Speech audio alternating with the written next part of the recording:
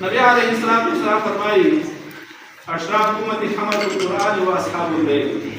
بهترین خلق زما په امت کې هغه د شپې تهجد ګزار دي او قرآن مجید چې کوم دی هغه تلاوت کوونکي او عمل کوونکي موږ ته پکار دي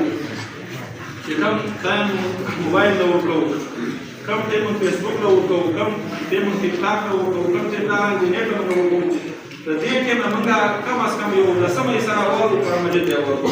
که لسمه حصه قرآن مجید ته ورکړو موږ کامیابېږو نیمه خداپرېزه وه درېیمه خداپرېزه وه پنځمه خداپرېزه وه حساب موږ حساب موبایل ته غواړو ماخوستن د اوده کېدو پورې موبایل موږ استعمالوو د الله تعالی کتاب کې موږ ستاسو ته پته نشته موږ باندې په عذابونه نه راځي ټیم په ټیم د مرګ باندې عذابونه ګوره